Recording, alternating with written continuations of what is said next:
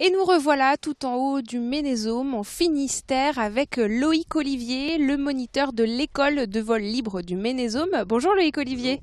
Merci beaucoup de nous accueillir sur ce site où, depuis ce matin, vous pratiquez le parapente. Justement, le parapente, expliquez-nous en quelques mots, qu'est-ce que c'est ? Le parapente, c'est un aéronef mou de ficelle et de tissu, très facile à mettre en œuvre, qui permet assez rapidement, assez facilement de s'envoler, d'avoir des résultats. C'est de là son engouement, la facilité. Avant le parapente, c'était le Delta qui était le premier aéronef facile, immédiat, et le parapente a supplanté le Delta par sa facilité. Donc ce matin, j'avais des débutants purs qui ne savaient strictement rien, ou d'autres qui avaient commencé déjà. Et donc, après quelques explications, ceux qui n'avaient rien fait ont volé. Il faisait gris, il faisait pas joli, mais c'est parfait. Il faisait gris, donc il ne se passait rien dans l'air. Et c'est tout ce qu'on voulait pour faire un petit plouf, comme on dit, un petit vol vers le bas. On peut débuter assez facilement le parapente ? On peut débuter assez facilement le parapente, ça reste un sport, notamment parce qu'il faut remonter les 80 mètres ou les 70 mètres de notre Ménésôme.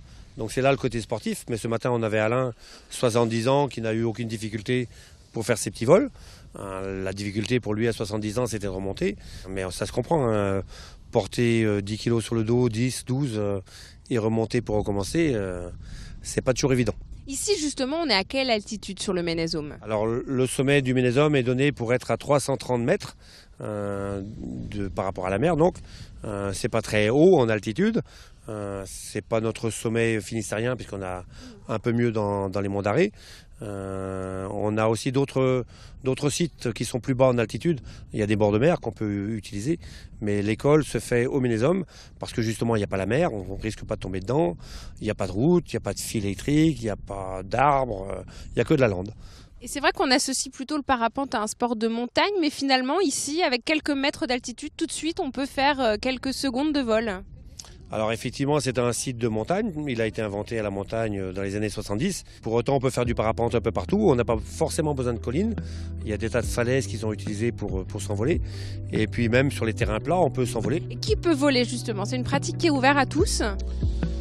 Alors la loi ne dit rien à ce sujet, mais il faut juste avoir deux jambes pour remonter, pour bouger.